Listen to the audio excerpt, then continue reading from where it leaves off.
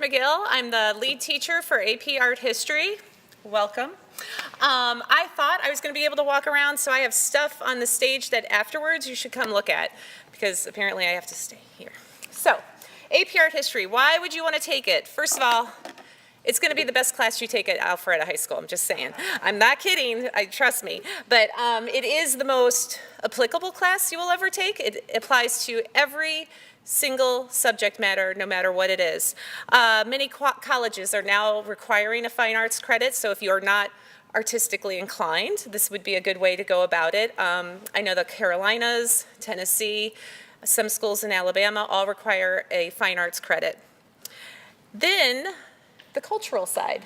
You're going to learn about Hinduism, you're going to learn about Islam, you're going to learn about Stonehenge, the Taj Mahal, all sorts of different things, and it'll give you a better appreciation of the world around us today. You will also know what you're looking at when you go to museums, which is always fun on a date. All right, so to get into this class, we're a rarity in the United States. Last year, I was an AP Art History reader, and it shocked me that how much freedom we give you guys to take this class. We're one of the few high schools that allow sophomores to take it, which I think is a big deal because I think this class goes really well with world history. We have purposefully aligned our curriculums. No summer assignments. I have kids who are this age, and no offense to my children, but they're lazy bums. And even my oldest, who is kind of a lazy bum, he still never did summer assignments until the week school started, or week before school started. So I didn't see it as a beneficial tool for anyone. As a reminder, 7 points are added as a passing grade, but the Hope Scholarship will remove those 7 points. So you have to keep that in mind, and that's true for any AP class. As far as time outside of class, like I said, I have kids this age, they're busy, they're in sports, they're in activities, and this is an elective. I want them to love art when they walk out the door. That's my main objective with this class. I don't necessarily care how they do on the AP exam. Clearly, I want them to do well for them, and because I look better if they do, but I really want them to walk out with an appreciation of art. So I try to keep homework to a minimum. I do give them about 20 minutes every single day to do their homework in class. So if they do come home with homework, that means they were doing their math instead.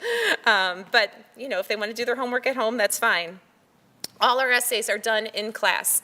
The only outside assignment, they actually just handed it in this week, was that they were required to go to a religion outside of their own. So they could go to the Zen Buddhist garden in downtown Atlanta, they could go to a mosque, they could go to a Hindu temple, a Catholic church, a Buddhist monastery. They could go to any of those and explore and relate back to me certain information.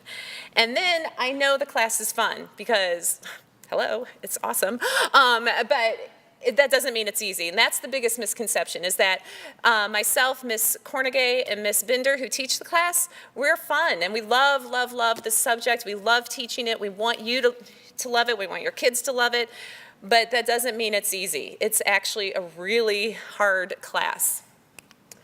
AP changed the curriculum a year ago.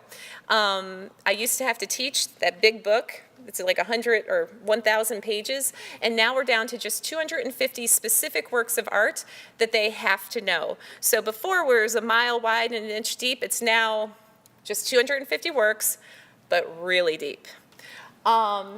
They focus on global connections. So there is an emphasis on understanding how Native American work is actually related to the Pacific Islands and how that is related to Egypt, and the correlation and the themes that are universal to all our cultures is the emphasis.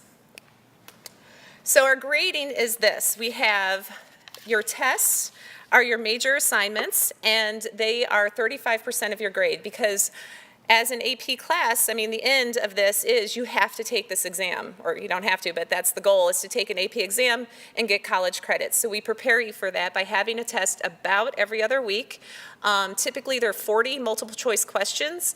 Depending on the unit, you might have a half hour to do those 40 questions, and then you have another 15 minutes of essay. That's typically how it goes, or There's 60 questions, and then the next day, you have two 15-minute essays or a 15-minute essay and a 30-minute essay. So it's just fun.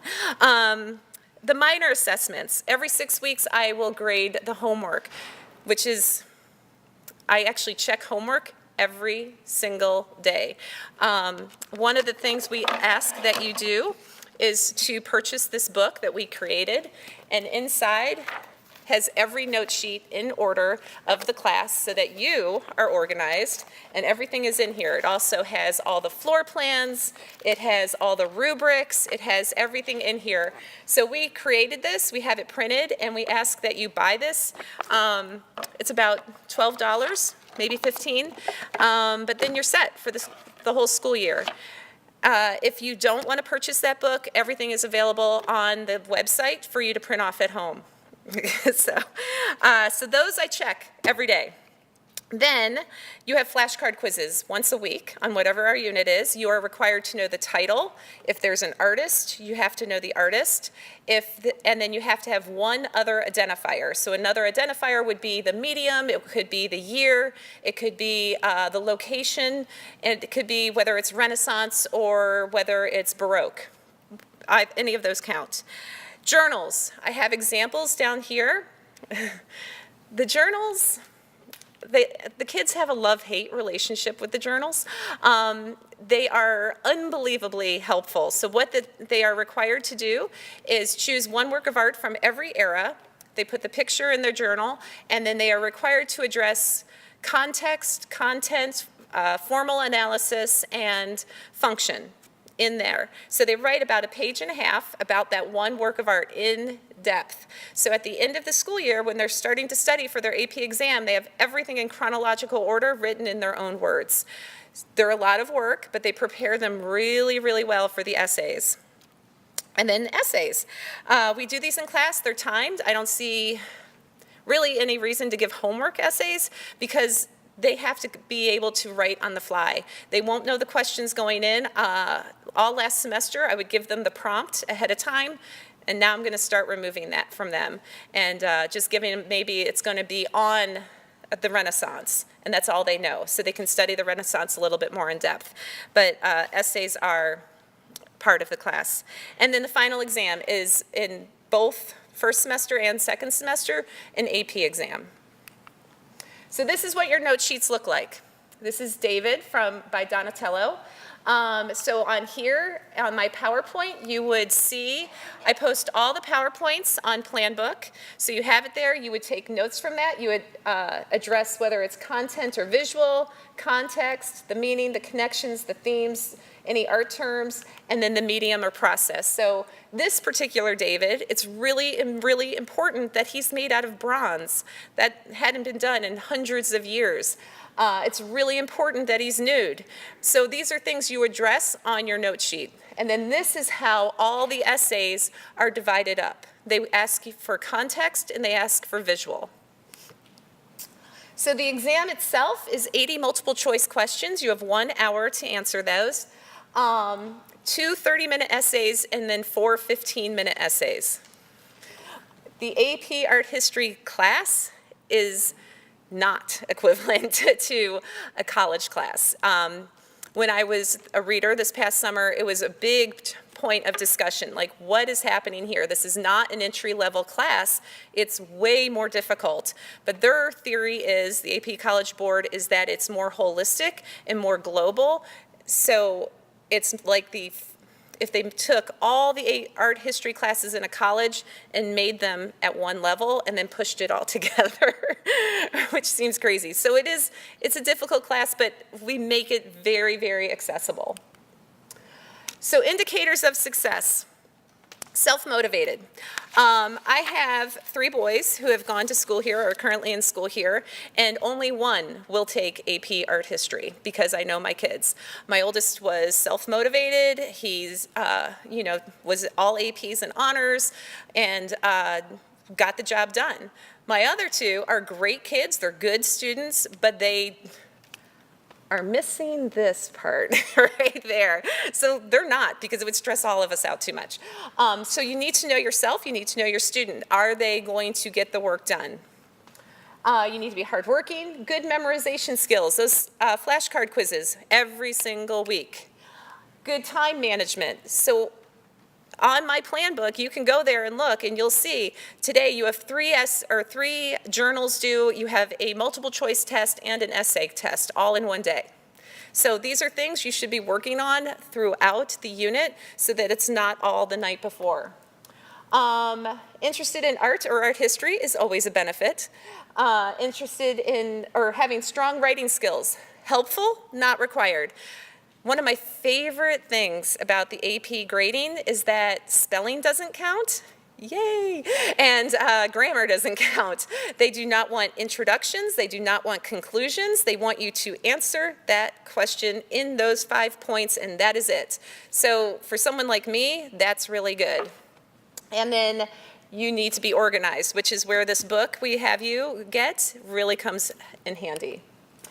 So I asked my students, what do you need to know? They wanted you to know that it helps with AP World. They are very conducive to each other, but second semester we break apart a little bit because AP World focuses a lot on wars and battles, and when there's war and battle, there's no art or architecture, so we start losing it second semester a little bit. Don't forget the old material. You got to constantly look back at what you have already learned because you need to remember it to make connections. You need to pay attention in class. If you struggle with that, think about it, because what you see on my PowerPoints on Plan Book is not what you see in class. That's something I forgot to address. So the PowerPoints on Plan Book look one way. They're filled with words and information, everything you need to know. But in class, it's probably just an image with some questions. So I will have expected you to have taken notes and to start digesting it. And in class is where we really get into it and start making those connections together. I pause a lot in my PowerPoints and turn the lights on, and you get together in small groups and do analysis and help each other, and then we come back as a class and discuss it. So there's a lot of breaks in the lecturing. It's harder than I thought. It's harder than I thought it would be. But yeah, stay on top of your work. You got to stay with everything. And we do go on field trips. Here's a picture of us at the Hindu temple in Lilburn in the fall. We go to the Hindu temple, and then we went to the Carlos Museum at Emory's campus, and then in March we'll go to the High Museum of Art. A lot of studying. So like I said, there's no homework. But you do need to study for quizzes, you do need to get your journals done, you need to study for the test, and this is not a class like world history that you can't do this with world either. You can't just study the night before and think you're going to be okay. You won't. This is an accumulation of material that needs time to digest in your brain.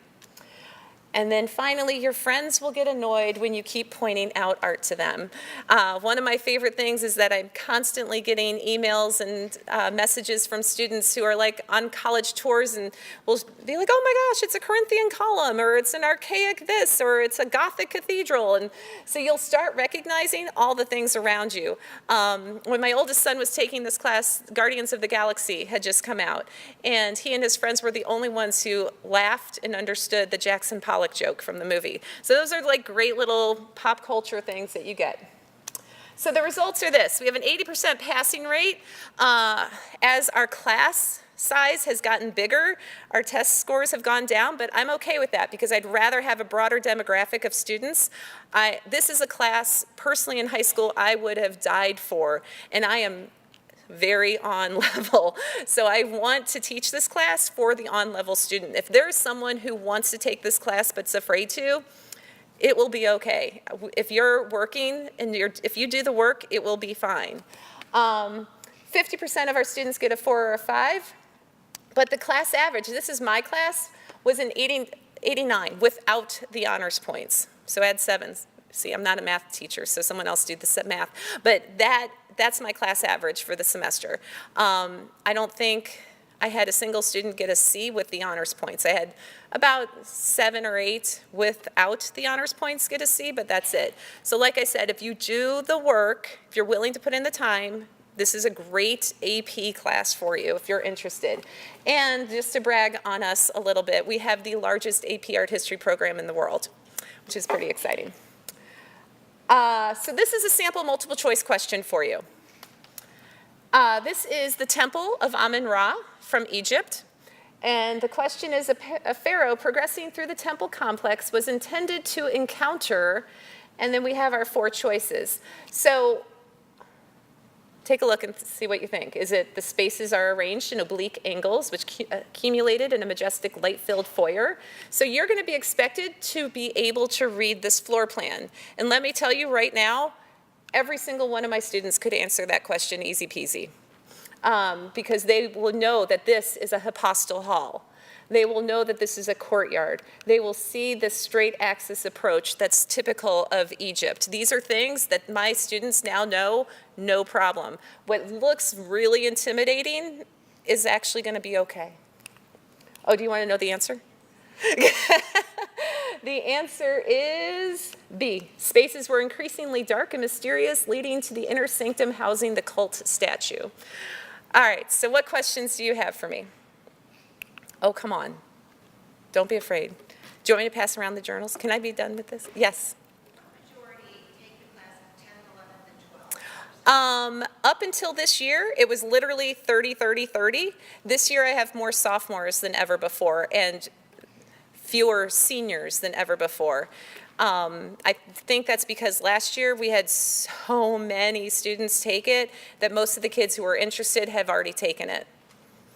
But again, sophomores, it's fine. I don't know why other schools are afraid. And we're also, most high schools require, permission to take the class. I'm going to trust you people. If you can do it, I have faith in you. What else? Nothing? Come on. I wasn't that good. No? All right. Yes? The PowerPoint, do you have a copy of that? Or? This? I can put it on my website if you like. But I think they're going to make something on the Alpharetta website. But I'll put it on mine, on the front cover of my website for you. Kendra McGill. It's on the handout. Sure. Anything else? I teach it, Miss Cornegay teaches it, and Miss Binder teaches it. Like I said, I'm the lead teacher because I've been teaching it for 8 years. And I was an AP reader last summer. Miss Cornegay is joining me this summer for 8 fun-filled days of grading essays. So, no? Let's see, what's the time? Oh, you got 1 minute. Okay. I'm going to show you these journals real fast so you get an idea what those are.